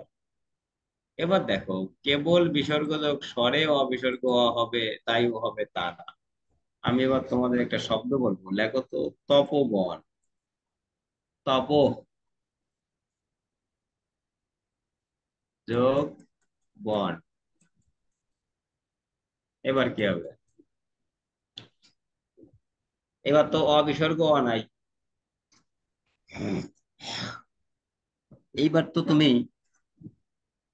তপিবন বলতে পারো না, এইবার তো তুমি তপস বন বলতে পারো না, এবার তো তুমি তপর বন বলতে পারো না, পারো? তার মানে এবার তুমি এটুকু বলতে পারো যে এটা তর পরে পতে কি হবে, ওকার হবে। ওকার। দেখো তো ব্যাপারটা কি একটু সহজে তোমার কাছে প্রতীয়মান হচ্ছে নাকি এখন? যদিও বিষয়টা অত সহজ না, তবে আমি চেষ্টা করছি তোমার কাছে এটা লজিক্যাল করার জন্য, যাতে তুমি যেন কারণ কার্যকারণ উপলব্ধি করতে পারো। ঠিক আছে? ও কার দিয়ে হবে এটা তুমি বুঝতে পারছো, এখন তুমি এখান থেকে নিয়মটা নিজে তৈরি করতে পারো। খেয়াল করো, এই পাশে যে অ বিসর্গ অ আছে তাতে কারো সন্দেহ আছে? পথে একটা অ আছে, যোগ বিসর্গ, তাই না? এতে কি কোনো সন্দেহ আছে কারো? নাই। বলছে না এরকম স্যার। অবিসর্গ অ এর পরে আমরা নিয়মটা কোন দিকে যাচ্ছি খেয়াল করো। কি নিয়ম? বলছে অ থাকবে, আর এই ফ্যানের জন্য কিছু টের পাই না আমি। না তুমি দেখো সে, অ যোগ বিসর্গ যোগ, খেয়াল করো, স্বরধ্বনিটা তো তুমি জানলে আগেই না? যোগ, এই যোগের পরে যদি, যোগের পরে যদি ঘোষ ধ্বনি, ঘোষ অথবা নাসিক্য অথবা হযবরল, হযবরল বোঝো নাকি এটা কত? এই হযবরলতে যে ব্যঞ্জন গুলো আছে এইসব ব্যঞ্জনের যে কোনোটা, এইগুলো যদি অবিসর্গ অ এর পরে থাকে, তার মানে প্রথমে একটা অ থাকবে, সেটি ব্যঞ্জনের সাথে মিশে, তারপরে যোগ, তারপরে হচ্ছে অ আসা, এটা স্বরের দিকে গেল। হ্যাঁ, কি বলো? আর এই যে ঘোষ নাসিক্য এবং হযবরল যদি এরা থাকে, তাহলে ওই বিসর্গটা কি হবে তখন জানো? তখন ওকার হয়ে যাবে। দেখো আমি অবশ্য এটাতে লেখা আছে, সেটা আমার খেয়াল রাখতেই হতো। এই যে তোমার যে নিয়মটা কইলাম, এই নিয়মটাই যে লেখা, তুমি একটু আরেকবার এটা পড়ার চেষ্টা করো, এখন দেখো বুঝো কিনা।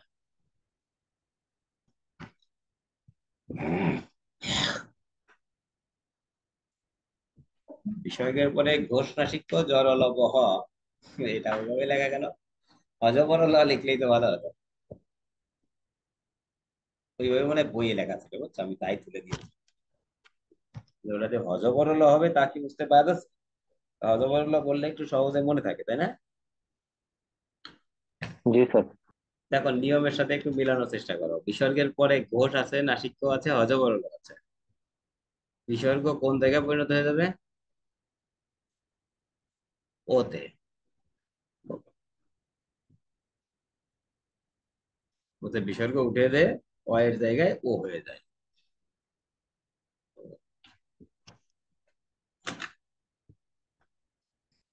এগুলো কি বুঝতে পারছো? জি স্যার।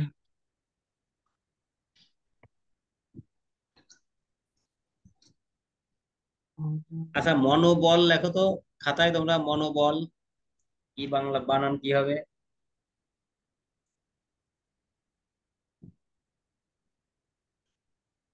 মনোবলের বাংলাটা কি হবে, কেউ কইতে পারবা? ম সরি, বাংলা না। দন্ত্য নয় ওকার ব ল।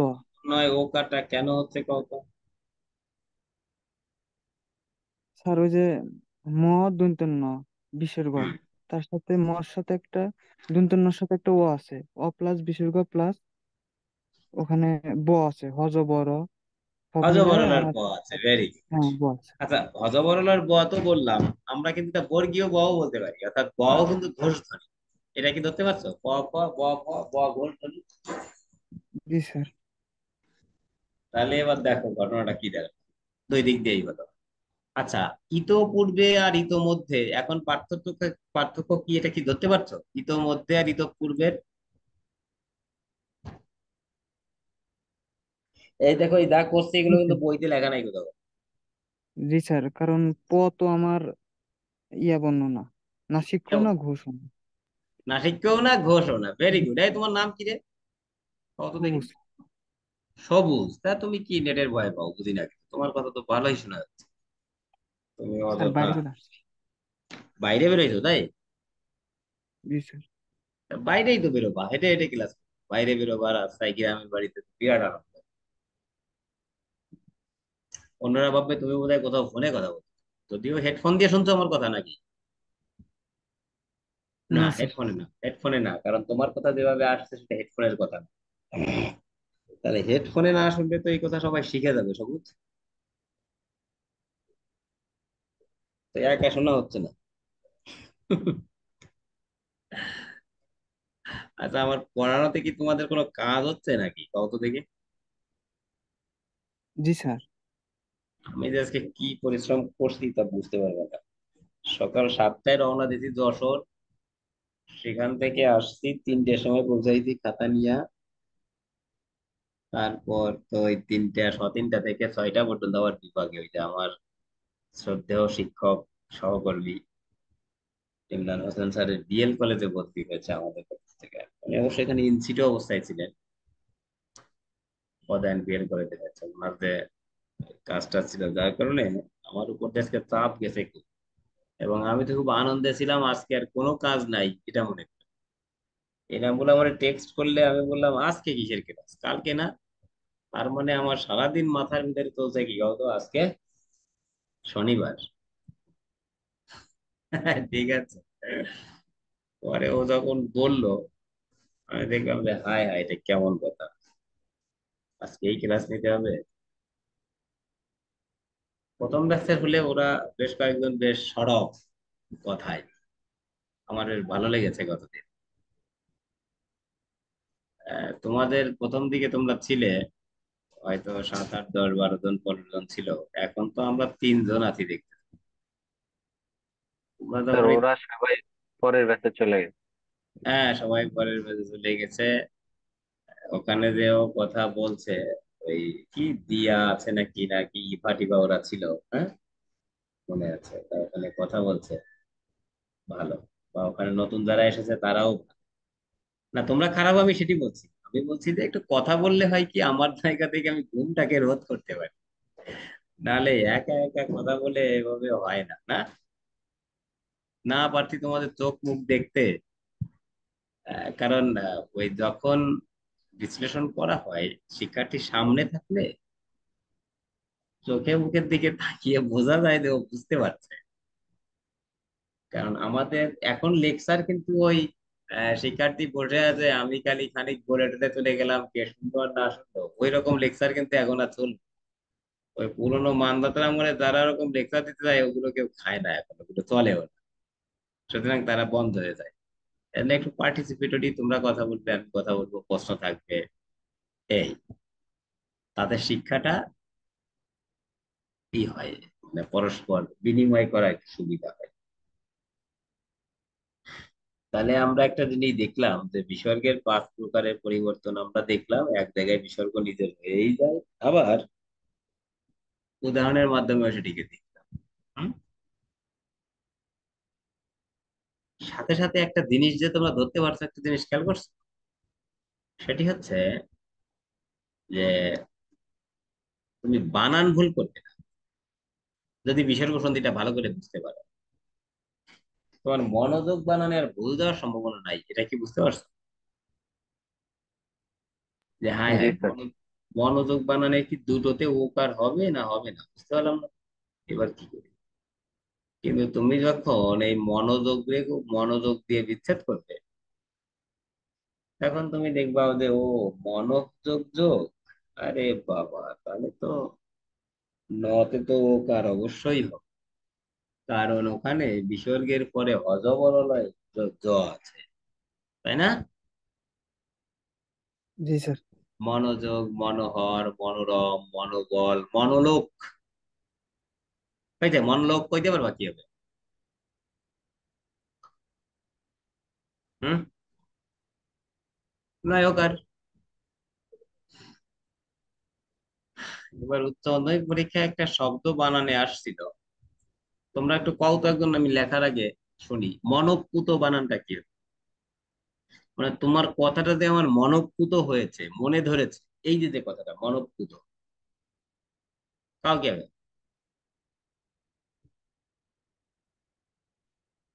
পারবা কইতে?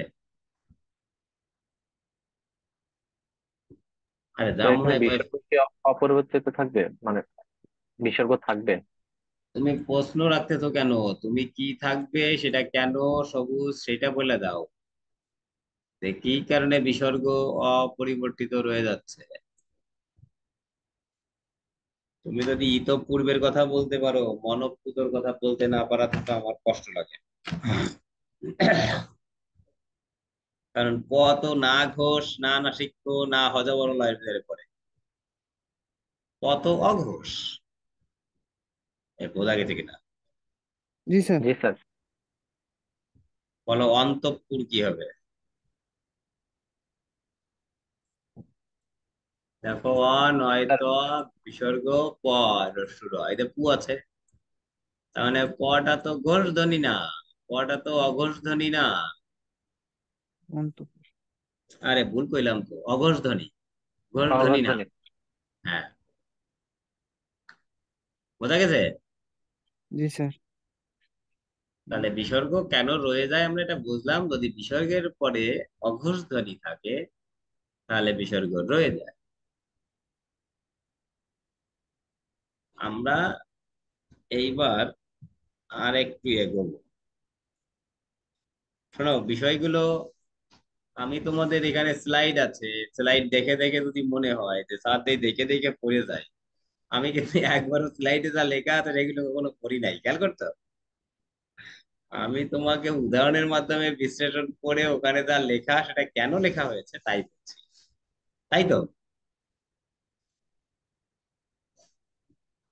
আজকে বোর্ডে গিয়েছিলাম বললাম না, ওখানে যে উত্তরপত্রটা তৈরি করছে, ওখানে উত্তরপত্রে একটা বানান আমার কাছে মনে হয়েছে ভুল। তো আমার সহকর্মীরা যারা আশেপাশে বসেছিলেন, তারা মোটামুটি একটু তর্ক করেছেন। তো আমি তর্ক করলে তাদের বোঝাতে সক্ষম হয়েছি যে এই আপনাদের অতর্ক প্রমাণিত হচ্ছে, এটা করেন না আর, অযথা এটার ব্যাখ্যা বিশ্লেষণটা এরকম। হুম? তারপরে সেখানে আসলে সৌহার্দ্য শব্দটি এসেছে, সৌহার্দ্য বানানটা কি হবে কও তো? এই শব্দ কি তোমরা কখনো শুনেছো? জি স্যার। স ঔকার, অ আকার, রেফ দ জফলা। হ্যাঁ, এখন এই জ ফলাটা ওটা দেয় না, তো আমি বললাম যে জ ফলাটা তো অবশ্যই হবে, কারণ সুরিত যোগ জ, সুরিত। তো এটা বলার পরে সবাই গ্রহণ করছে।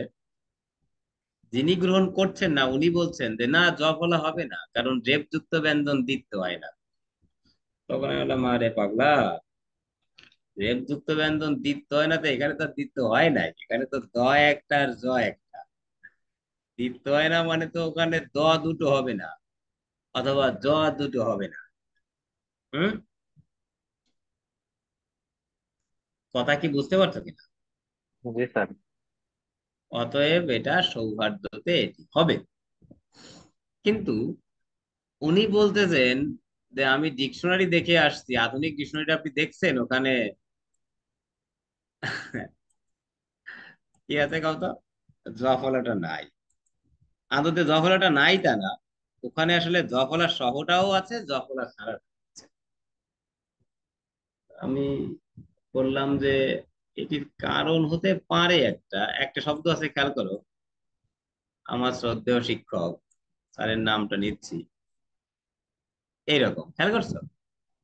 এইটাই কিন্তু দেখো, শব্দটা কিন্তু সুমিত্র বা সুমিত্রা,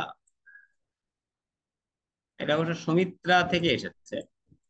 সুমিত্রার পুত্র তো লক্ষণ, তাই সৌমিত্র নাম হয়েছিল। দেখো সুমিত্রা, তাহলে সৌমিত, সৌমিত্র জফলা হয় নাকি? কিন্তু ওখানে এই শব্দটাই জফলা দিয়ে স্যার লেখেন না, এবং লেখাও কম। এই শব্দটা আসলে এতে জ প্রত্যয় যুক্ত না হয়ে অন প্রত্যয়ও যুক্ত হতে পারে, অর্থাৎ অপ্রত্যয়। অপ্রত্যয় যুক্ত হলে আর কিন্তু জ আসার সুযোগ থাকে না, খেয়াল করছো? তো ওই সৌহার্দ্য শব্দেও একবার সুহৃদ যোগ কি হতে পারে বলো তো?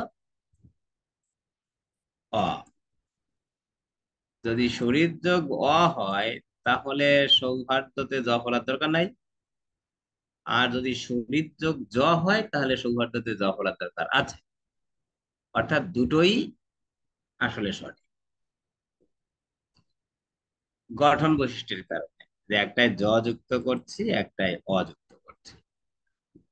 কথাটা আনলাম এই জন্য, সেটি হচ্ছে যে বিশ্লেষণের জায়গায় ব্যাকরণের যে খেলা, তোমাকে আসলে ব্যাকরণ কে বলছে, কতজন বলছে, সেটি বিষয় নয়,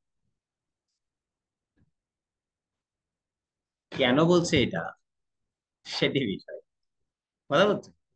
আর যখনই তুমি কেনটাকে ধরতে পারবা, তখন তোমার অ্যান্সারের জায়গায় আত্মবিশ্বাসটা থাকবে। তুমি দেখবা যে না, যেই যা বলুক না কেন, আমি যা বলছি সেটার কারণটা তো আপনি যেটা বলবেন তার পিছনে কারণ কি। তুমি যেমন মনপুত বললা যে স্যার মনে হচ্ছে বিসর্গ রয়ে যাবে, সেটি লার্নিং হয়নি, সেটি আন্দাজে ঢিল মারা। লার্নিং এর জায়গাটা হচ্ছে ওর ব্যাখ্যা সহজে এই কারণে এটা এটা হবে, তাহলে তোমার লার্নিংটা ঠিক আছে। এই, তাহলে আমরা এইবার 2 নম্বর নিয়মটা দেখো তো, 1 নম্বর নিয়মের সাপেক্ষে তোমাদের কাছে পরিচ্ছন্ন কিনা। আমার তো মনে হয় আমি যা এতক্ষণ বলেছি তাতে অপরিচ্ছন্ন থাকার কোনো কারণ নাই। একটু দেখো তো পড়ে। এই তোমাদের পড়ার 1 মিনিটে আমি 1 মিনিট কেটে বেড়াই।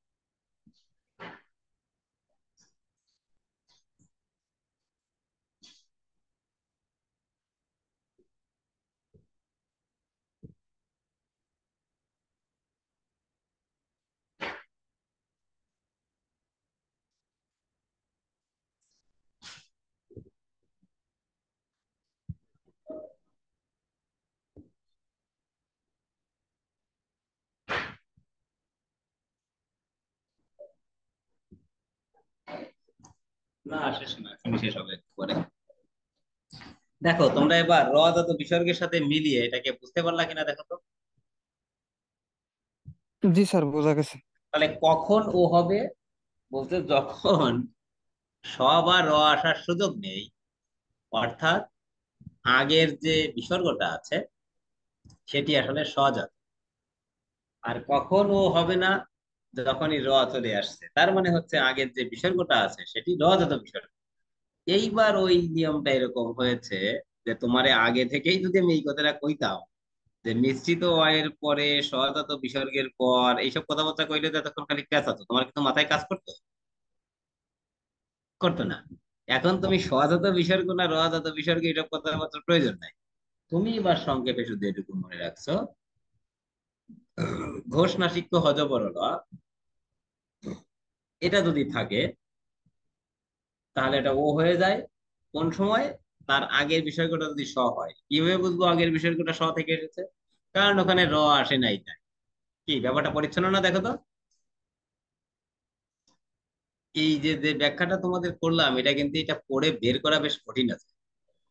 যে বিশ্লেষণটা এইভাবে আসলে আমাদের জন্য সুবিধা হয়, এবং এখন তুমি সেটি অনুভব করতে পেরেছ। এরপরে তুমি যেভাবে পারো এটাকে মুখস্থ করে মনে রাখবে, কোনো টেনশন নাই। দেখো তো, আমরা এবার বিসর্গযোগ ব্যঞ্জন ধ্বনির কথা বলছি। এখনো বিসর্গযোগ ব্যঞ্জন অবশ্য আগেই শুরু হয়েছে। দেখো, একটু নিজেরা এখন নিয়ম থেকে পড়ে এসে দেখো তো বোঝো কিনা যে কি কথা কইছে। কারণ আমি তো নিয়ম ব্যাখ্যা না করেই তোমাদের উদাহরণ থেকে এসে কি হয় তাই নিয়মে দেখাইতে দেখা আছে, তাই না? এটা একটা টেকনিক। একে বলা হয় হচ্ছে আরোহী পদ্ধতি। অর্থাৎ তুমি একেবারে বিশ্লেষণ থেকে সংজ্ঞায় চলে যাও বা সূত্রে চলে যাও। সূত্র থেকে বিশ্লেষণে নয়। সূত্র থেকে বিশ্লেষণের পদ্ধতির পড়াটা মোটেও কেজো পড়া না। এই জন্য তোমাদের বললাম যে দেখি তোমরা সূত্র থেকে বিশ্লেষণে যেতে পারো। দেখো তো বোঝা যায় কিনা।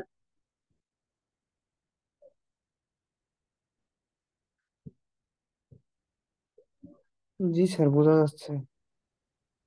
দেখো তো এইবার কিন্তু বিসর্গটা আসছে ভিন্ন কারের পরে, এতক্ষণ ছিল অয়ের পরে।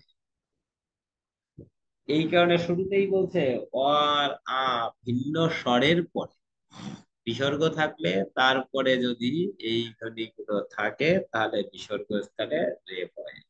আর বিসর্গের স্থানে কখন, তুমি তো এটা জানো যে নিহিত জন নির্জন, এটাকে তো তুমি কখনো নিজন বলবে না, তাই না? আর এবার তো রেফ আসার সুযোগ আছে, কারণ স বা রেফ এই দুইটা যে কোনো একটা আসবে। এইখানে একটা কথা বলে রাখি, এই যে দু যে শব্দটি, তুমি যেখানে যেখানে দু শব্দটিতে আলাদা করে বিসর্গ সন্ধিতে নিতে পারবে, মনে রাখবে যে ওখানে দু যে শব্দটা আছে সেটাই সারা জীবন রস্যকার হবে। বলো দুর্নীতি কি হবে, বানান কি হবে, বিচ্ছেদ কি হবে বলো। দুর্নীতি, আমি তো এখানে দুর্যোগ লিখে দিয়েছি, দুর্নীতি কি হবে? স্যার, দর দরস্বকার বিসর্গ যোগ ন দীর্ঘিকার তাই তরস্বীকার। রস্যি। তাহলে এবার দেখো ওই যে রস্যকার হয়ে যাচ্ছে, বিসর্গ থাকছে, এবং যখন এক করব তখন রস্যকার উঠে যে বিসর্গ এখানে কি হয়ে যাবে, র হয়ে যাবে, র হয়ে যাবে রেফ। ওটা ক্লিয়ার না? জি স্যার। আর একটা কমন কথা বললাম যে দু যদি বিচ্ছেদ করে লেখা যায় তাহলে এই দুটাই রস্যকার হবে। এলো সন্ধির বিশ্লেষণে। অর্থের বিশ্লেষণে যাই আমরা, যদি তোমার কাছে মনে হয় যে দু শব্দটা খারাপ অর্থে ব্যবহার করা হয়েছে, নেতিবাচক অর্থে ব্যবহার করা হয়েছে, দেখো তো সবকটা নেতিবাচক কিনা। দুর্যোগ, দুরন্ত, দুর্লভ, প্রাদুর্ভাব, হুম, দুর্নীতির কথা বললাম, দুর্বিষহ, এই সব কিছুতে দয় কি হবে, রস্যকার, কারণ এই সব কিছু নেতিবাচক অর্থ দিচ্ছে দুটা। ঠিক আছে। আচ্ছা, দূরত্ব বানান কি হবে? কও। দূরত্ব এবার কি হ্রস্ব হবে না দীর্ঘ, দীর্ঘ? দীর্ঘ করছে। তাহলে তুমি এবার মনে রাখছো, কেবল দূরে যদি বোঝায়, অর্থাৎ এখানে ডিস্টেন্স যেটা, সেটি বোঝালে দয় কি হবে? দীর্ঘকার হবে। ঠিক আছে। আর বাদ বাকি সকল সময় দয় হ্রস্বকার। দূরীভূত হওয়া মানে দূরে যাওয়া, অতএব দয় কিন্তু দীর্ঘকার। ঠিক আছে। জি স্যার। এই এখন বোধহয় কাজ করবে মাথায়, দেখো তো এবার এই কথাটা তোমাদের আগে বলা হয়ে গেছে, এই যে রশ্মি দীর্ঘি দিয়ে যেটা।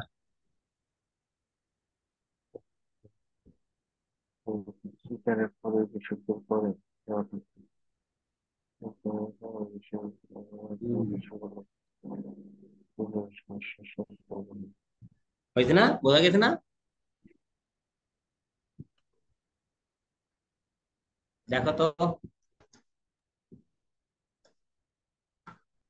করো, বোঝা যায় কিনা দেখো। শুরুতে এই কথা বলে ফেলাইছিলাম, ওই যে কাটা ক আর চ আর ত দিয়ে, মনে আছে? এই নিয়মকেই আমি ওইটা দিয়ে বলছিলাম, খেয়াল করে দেখো। তুমি এখানে জি, বুঝতে চ আর ত পেয়েছো আর ট পেয়েছো, কয়েকটা এখানে আসে নাই উদাহরণে। আচ্ছা, যদি তুমি এই যে যে ব্যাখ্যা আছে এইদিকে যাও, তাহলে একটু ডিফিকাল্ট হয়ে যায় ব্যাপারটা। তুমি জানছো যোগের পরে চ মানে, খেয়াল করো, যোগের পরে চ মানে তালব্য শ। সবচেয়ে গুরুত্বপূর্ণ শব্দ শিরশ্ছেদ এখানে। দেখো বানান কি, বিচ্ছেদ কি, কেন, এই অনুধাবন তোমার আছে কিনা?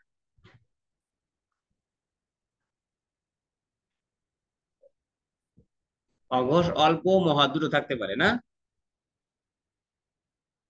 তাহলে আমরা আসলে যদি অল্প মহা বাদ দিয়ে বলতাম অঘোষ তালব্য ব্যঞ্জন, তাতেও কিন্তু এই দুইটাকে বোঝা যাচ্ছে। ব্যাপারটা কি বুঝতে পারছো? দেখো, আলাদাভাবে অঘোষ তালব্য, অঘোষ মহাপ্রাণ বলা দরকার আছে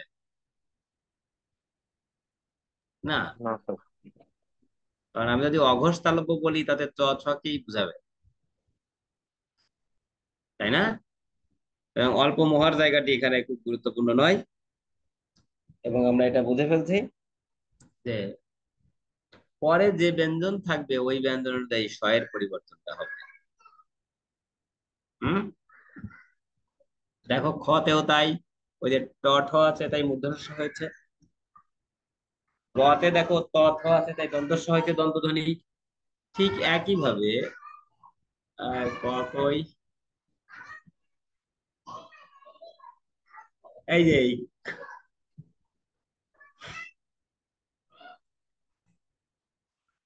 এই দুইটা দেখো, ক আছে ক হয়েছে, আর ক ক আছে ক খ, ক মূর্ধন্য ষ হয়েছে।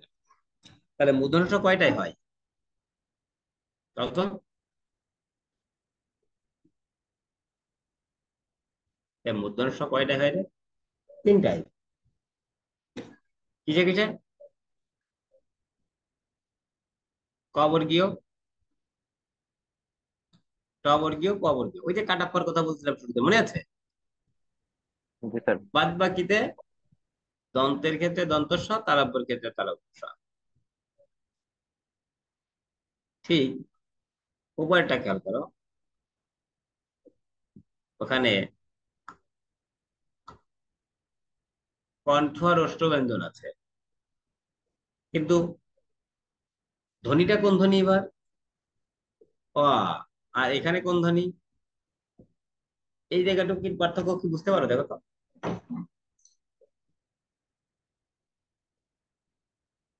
একটা আছে অ আ ধ্বনির পরে, একটা আছে অ আ ভিন্ন স্বরধ্বনির পরে।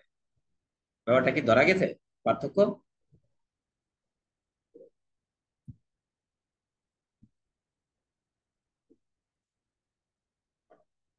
এই পার্থক্য ধরতে পারছো? জি স্যার। তাহলে এইভাবে তুমি এই জায়গাগুলোকে ভালো করে মনে রাখতে পারবে মূলত পড়ার পরে যদি পূর্বাপর তোমার সচেতনতায় আসে তাহলে। দেখো, কয়েকটি নিপাতনের সিদ্ধ বিসর্গ সন্ধি, এটা আসলে কিভাবে হয়? নিপাতন মানে আমরা কি কইছিলাম এর আগে? দুটো শব্দ ব্যবহার করেছিলাম, বিশেষ ব্যঞ্জন আর নিপাতন। বিশেষ ব্যঞ্জন একটা নিয়ম, নিপাতন কোন নিয়ম মানে না? নিপাতন কোনো নিয়ম। এই যে আমার না বলা কথাগুলো যদি এইভাবে বলতে পারো, তাতে আমার কষ্টটাও কম হয়, আনন্দটাও বাড়ে, তাতে মনে হয় যে না, ওরা আমার সাথে আছে এবং ওরা কথাগুলোকে নিতে পারছে এবং বুঝতে পারছে। এই বলছে, তাহলে নিয়ম অনুযায়ী এখানে কি হতে পারতো কইতে পারো? অহর্নিশি, অহর্নিশা, নিয়ম নিয়ম অনুযায়ী কি হতে পারতো? বলছে নিয়ম অনুযায়ী হতে পারতো, ওইটাই তো, নিশাই তো থাকবে, তা না হইয়া সব বাদ দিছে। অহরহ কি হতে পারতো নিয়ম অনুযায়ী, কও তো? কেউ আছো কইতে পারো? কিন্তু নিয়ম মানে নাই। স্যার ওকার, ওকার আসতো স্যার। ওকার আসতো, হতে ওকার আসতো, অহহ হতো, তা তো হয় নাই, তাই না? পুনরপি নিয়ম অনুযায়ী কি হতো?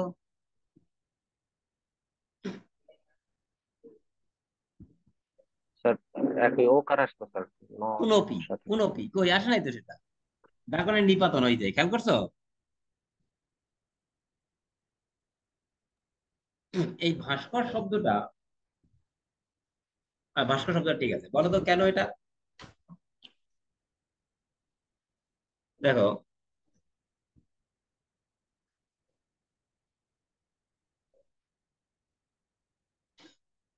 দেখো অ যে স্বরধ্বনি আছে, এরপরে আসার কথা ছিল দন্তস্ব,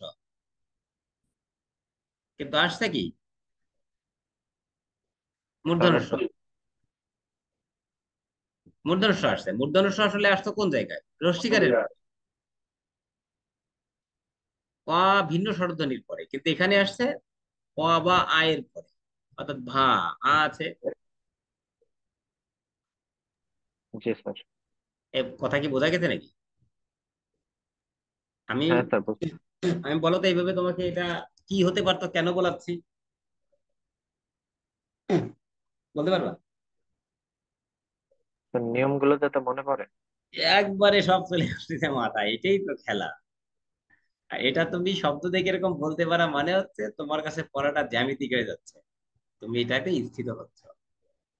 ঠিক আছে? এর ভিতরে, এর ভিতরে প্রাতঃকাল কি হচ্ছে কও তো?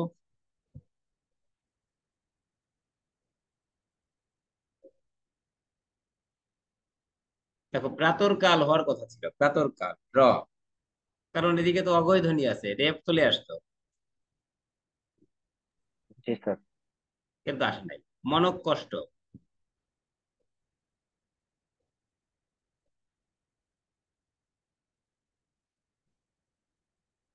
কত কি হয়েছে? দেখো, এটা কিন্তু নিয়ম মানছে, খেয়াল করছো? বলো তো কোন নিয়ম?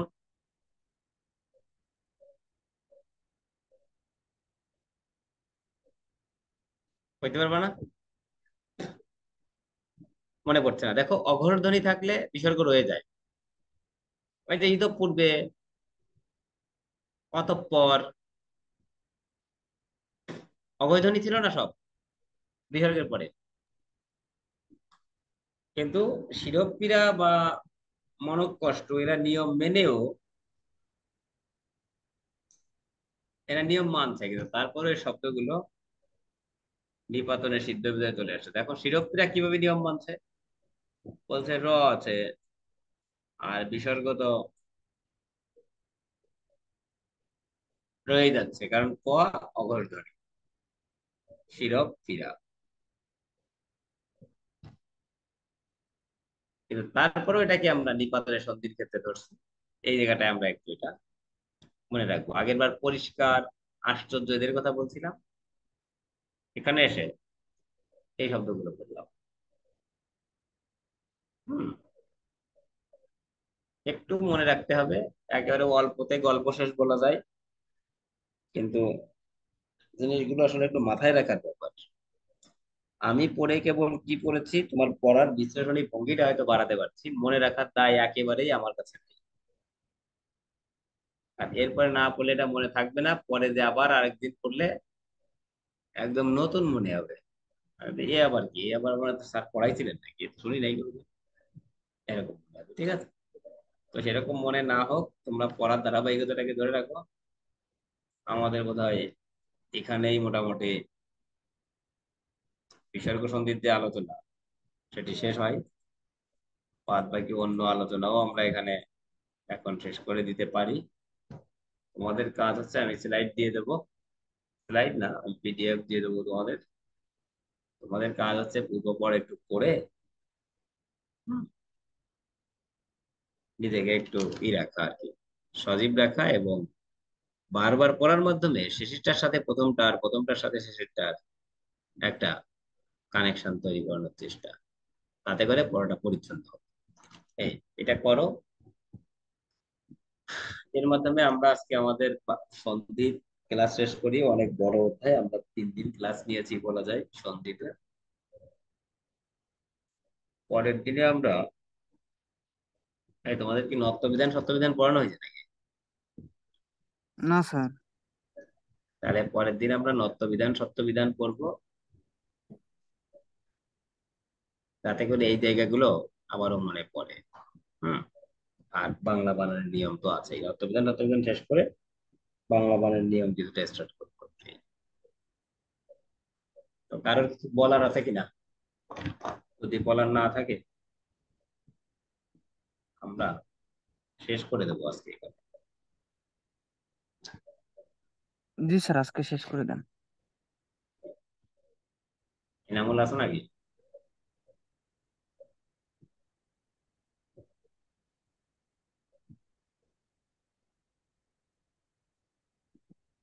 ওরে বাবা, আমরা তো বিরাট স্টুডেন্ট ছিলাম, সবুজ আর এনামুল দুজনেই খালি।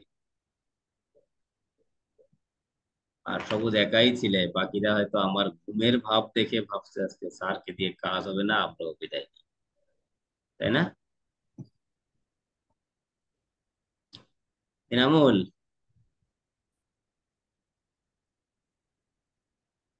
এই এনামুল কি ঘুমিয়ে গেলে না?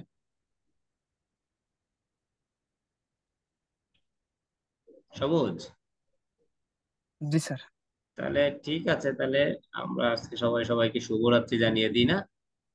তোমরা ভালো থেকো। জি স্যার, শুভরাত্রি। হ্যাঁ, শুভরাত্রি। এই ইনামুল কই?